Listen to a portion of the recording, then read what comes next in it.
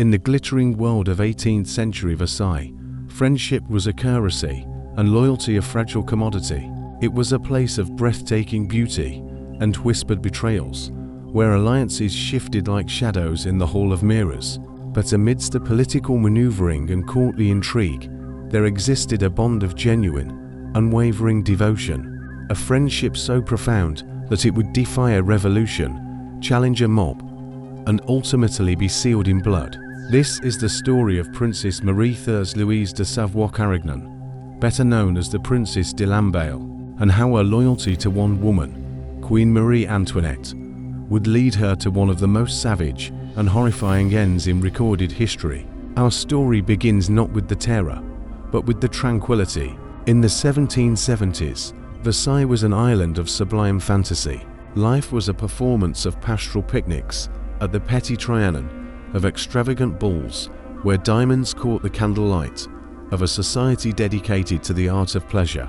At the heart of this world was a young, Austrian-born queen, Marie Antoinette. Isolated in a foreign court, homesick and struggling with the rigid etiquette of French life, she felt like a beautiful bird in a gilded cage, and in this loneliness, she found a kindred spirit. The Princess de Lamballe was different from the other courtiers, marked by her own personal tragedy. A brief, unhappy marriage that left her a widow.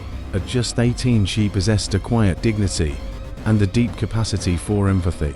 She was not interested in power or political games. She offered the Queen something far more valuable: genuine, unconditional friendship. Their bond became the talk of the court. They were inseparable.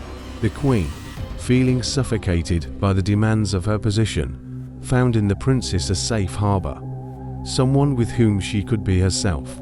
The princess, in turn, found a new purpose in serving and supporting her friend.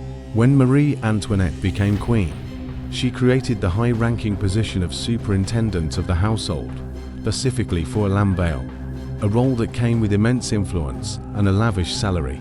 This appointment, a testament to their bond, also placed a target on the princess's back. To the French public, who were already growing resentful of the Queen's perceived extravagance and foreign origins, the princess became a symbol of the monarchy's insulated and out-of-touch inner circle. Pamphlets began to circulate, painting her as a corrupting influence, a parasite feeding on the kingdom's wealth. But the princess never wavered. She saw the growing storm clouds, but her loyalty was absolute. She understood that, as the world turned against the Queen, her friendship was needed more than ever. Then, in 1789, the storm broke. The simmering resentment of the French people exploded into revolution. The fall of the Bastille was a tremor that shook the foundations of Versailles. The idyllic world the Queen and her friend had known was shattered forever. The revolutionary mob, hungry for change and enraged by years of inequality, marched on the palace. They forced the royal family, the king, the queen, and their children to abandon their fantasy world and move to the Tuileries Palace in the heart of Paris. It was a move from a gilded cage to a real prison, and as the royal family was escorted away from Versailles, the Princess de Lamballe made a choice. She could have fled. She could have sought refuge in her native Savoy or in the courts of Europe, where her name would have guaranteed her safety. But she refused. She would not abandon her friend. As the royal carriage rolled toward an uncertain future in Paris, the princess was inside, seated beside the Queen. She had chosen her side. She had chosen loyalty. And in revolutionary France, loyalty was a death sentence. The Tuileries Palace was not a home. It was a prison disguised by velvet curtains and crystal chandeliers. For 2 years, the royal family lived there under the watchful eye of the revolution, their every move scrutinized, their world shrinking with each passing day. For the Princess de Lamballe, this period was a masterclass in quiet courage. While others fled, she remained, a constant, calming presence in a household consumed by fear. She knew the danger she was in. Her name appeared on lists of enemies of the people. Vicious pamphlets accused her of every imaginable crime. Yet, she stayed. Why? What drives a person to walk willingly into the heart of a storm, knowing they will likely be consumed by it? In 1791, the situation became critical. The royal family's disastrous attempt to flee France was thwarted at Varennes, and they were brought back to Paris not as monarchs, but as despised traitors. Public opinion, which had once been divided, now turned decisively against them. The calls for the abolition of the monarchy grew louder, more violent. This was the moment of truth for everyone associated with the crown.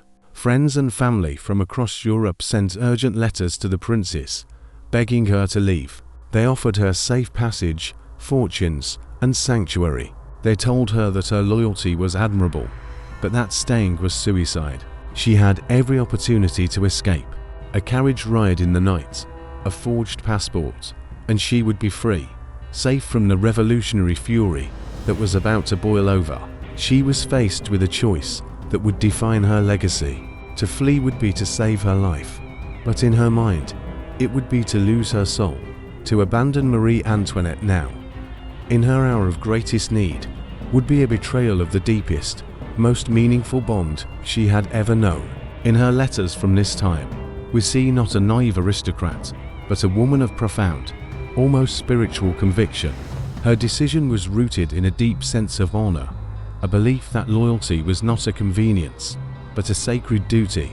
She saw her role as providing not just comfort to the Queen, but a pillar of strength, a living testament to the values of the world that was collapsing around them. Her deep Catholic faith also informed her choice. She believed that earthly suffering was transient, but that honor was eternal. If her life was to be taken, then dying in the service of friendship and duty was a noble end. And so, she made her final, irrevocable choice. She would stay. The storm finally broke on August 10, 1792. A massive, armed mob, incited by radical leaders, stormed the Tuileries Palace. The Swiss guards who protected the royal family were massacred in a brutal, bloody battle. The monarchy was officially overthrown. The king and queen were arrested and taken to the grim, medieval Temple Tower, a true prison in both name and function. The revolution now began to hunt down anyone associated with them. The Princesse de Lamballe, as the Queen's closest confidant, was a prime target. She was arrested and thrown into La Force prison, one of the most notorious and squalid detention centers in Paris. The moment she stepped across its threshold, any chance of escape, any hope of survival was gone. The path she had chosen had led her here, to a dark cell, surrounded by the echoes of screams and the stench of despair. There was no way out. La Force prison was a living nightmare, a world away from the perfumed halls of Versailles. It was a place where hope went to perish. The stone walls were damp, the air was thick with the smell of unwashed bodies and fear, and the cries of the desperate were a constant, unnerving soundtrack. The princess was thrown into a cramped cell, forced to share space with common criminals, stripped of her dignity and surrounded by squalor. The revolutionaries hoped that these brutal conditions would break her spirit. They wanted her to renounce her queen, to provide testimony that could be used to condemn Marie Antoinette as an enemy of the people. For weeks, she endured this psychological torment, but she would not break. Fellow prisoners later testified to her remarkable composure. She spent her days in prayer, sharing what little food she was given, and offering words of comfort to others who had lost all hope. Her quiet defiance only enraged her captors more. She had become a symbol of aristocratic resistance, a will that needed to be shattered. Meanwhile, outside the prison walls, Paris was descending into a fever of paranoia.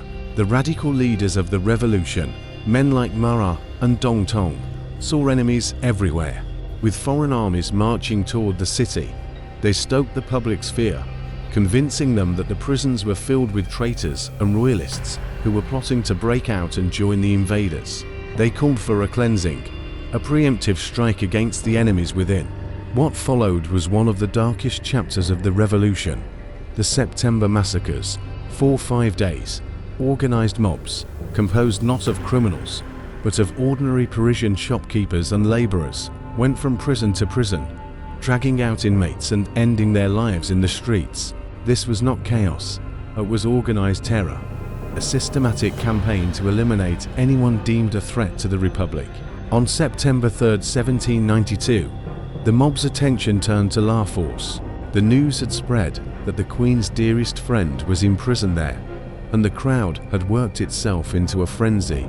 The princess was dragged from her cell and brought before a makeshift tribunal set up in the prison courtyard. This was not a trial. It was a piece of revolutionary theatre, a perfunctory ritual designed to give a veneer of justice to what was essentially a lynching. The judges were members of the mob, drunk on power and cheap wine, their faces illuminated by flickering torches.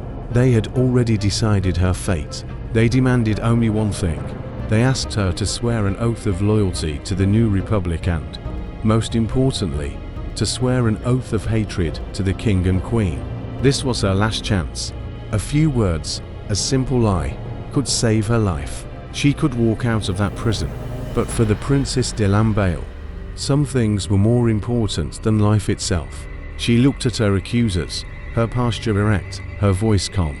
She stated that she would happily swear loyalty to the Republic, but she could not swear an oath of hatred. Because, she explained, hatred was not in her heart. It was a simple, honest answer, and it sealed her doom. The president of the tribunal, seeing her unshakable resolve, uttered a coded phrase to the guards, "Set the citizen free." It was a death sentence. The crowd roared. She was pushed through the prison gates and into the cobbled street, where the mob was waiting. What happened in the street outside La Force prison was not an execution. It was a ritual of pure, unadulterated hatred. The mob descended upon the princess with a savagery that shocked even those accustomed to the violence of the revolution. This was not about ending a life, it was about destroying a symbol. To them, she was not a person. She was the embodiment of everything they despised: aristocratic privilege, royal indulgence, and, most damningly, her friendship with the Austrian woman, Marie Antoinette. They saw her loyalty not as a virtue, but as a crime, and they were determined to make her pay for it in the most brutal way imaginable. Eyewitness accounts from that day are difficult to read. They describe a scene of almost unimaginable horror. The princess was beaten with clubs and pikes. Her clothing was torn from her body. The violence was deliberately prolonged, designed to inflict maximum terror and humiliation before the end. This was not the swift, almost clinical finality of the guillotine. This was the messy, intimate, and deeply personal violence of a mob that had lost all touch with its humanity. They wanted to not only extinguish her life, but to desecrate her very being, to erase her from the world in the most violating way possible. But the mob's barbarity did not end with her passing. It was what they did next that would forever cement this event as one of history's most grotesque acts of psychological warfare.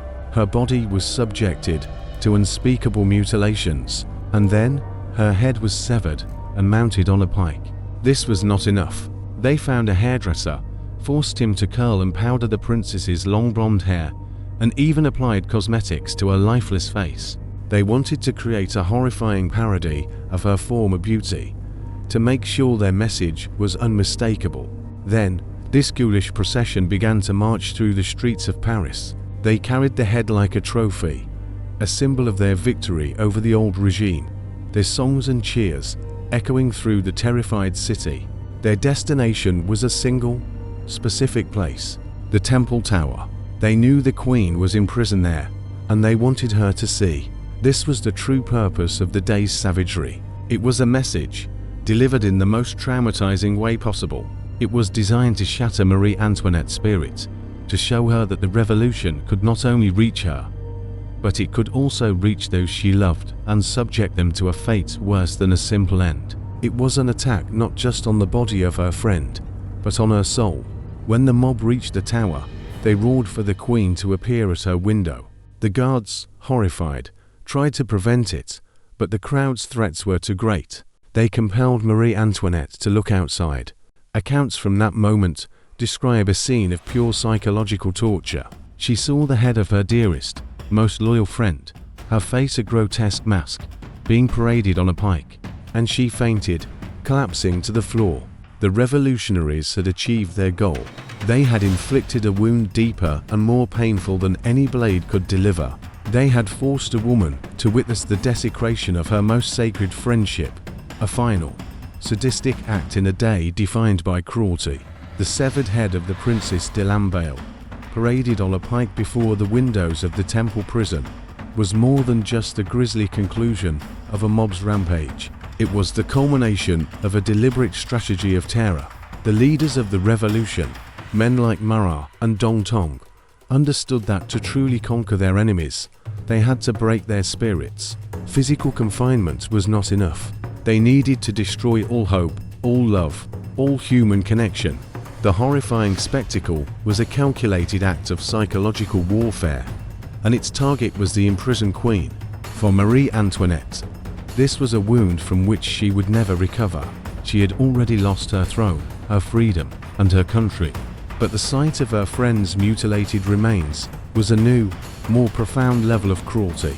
It was a message that the revolution's reach was limitless, that it could desecrate not only the living but also the memory of the dead. Her health, both mental and physical, deteriorated rapidly in the weeks and months that followed. The ghost of her friend's final, horrifying moments would haunt her until her own appointment with the guillotine. The international reaction to the princess's execution was one of universal shock and revulsion. The detailed, horrifying accounts spread like wildfire through the courts of Europe. What had been a political revolution now seemed, to the outside world, like a descent into pure barbarism. Monarchs who had previously been hesitant to intervene now saw proof that no negotiation with the revolutionary government was possible. The story of the princess, a foreign-born noblewoman of high rank, brutally tortured and murdered by a Parisian mob, became a powerful rallying cry for the counter-revolution. It hardened opinions, galvanized alliances, and helped to form the international coalition that would soon wage war against France. The radicals in Paris had intended her death as a warning instead. It became a justification for their enemies. Within France itself, the September massacres, and particularly the fate of the Princesse de Lamballe, marked a crucial turning point. While the violence terrified the revolution's opponents into submission, it also horrified many moderate revolutionaries. They saw that the movement they had supported, a movement for liberty and justice, was transforming into a machine of indiscriminate terror. The official sanction of such brutality by radical leaders was a clear sign that the revolution was devouring its own ideals.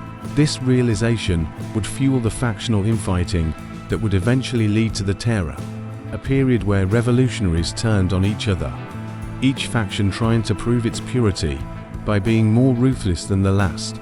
The princess's death, in a tragic way, was a harbinger of the self-destructive violence that would consume any of the revolution's own leaders. In the aftermath, the princess was transformed into a powerful symbol for both sides. For the revolutionaries, she was a cautionary tale, a symbol of the fate that awaited all who remained loyal to the old regime.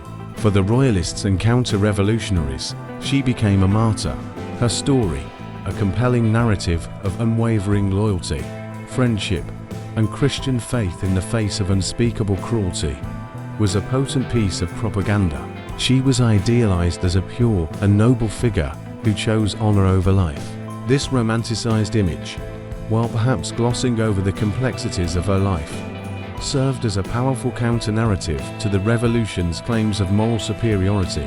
She became a saint of the counter-revolution, a symbol of the world that had been lost.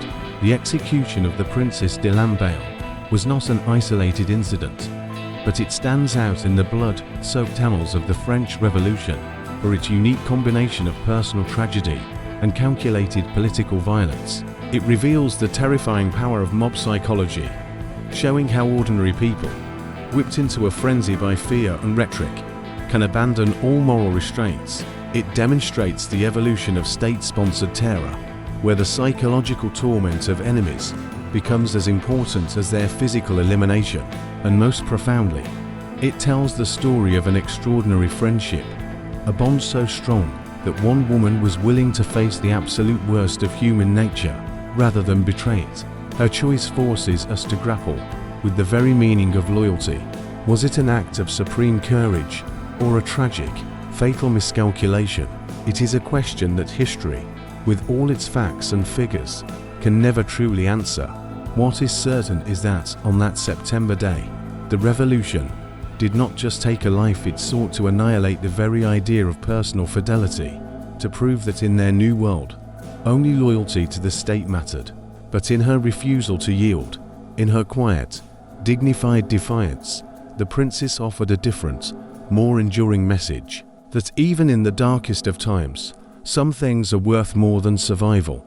The legacy of the Princesse de Lamballe's execution is as complex and haunting as her final moments. In the immediate aftermath, the terror she represented was a powerful tool for the revolutionary government, but in the long arc of history, her story became a potent symbol of the revolution's excesses, a human face for the inhumanity of the terror.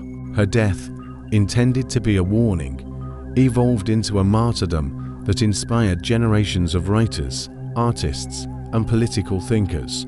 Authors from Edmund Burke to Stefan Zweig would later use her fate as the ultimate example of how quickly the ideals of civilization can collapse into barbarism. She became a case study in mob psychology, a tragic hero in romantic literature, and a saintly figure for those who venerated the old monarchy. Her story forces us to confront the uncomfortable tension between political justice and personal morality. In the eyes of the revolution, her unwavering loyalty to the Queen was a political crime deserving of the ultimate punishment. But through a different lens, that same loyalty is seen as a profound virtue, a testament to a bond that transcended politics. Was her choice to stay in France an act of noble sacrifice, or a tragic failure to recognize a changed world where her code of honor no longer applied?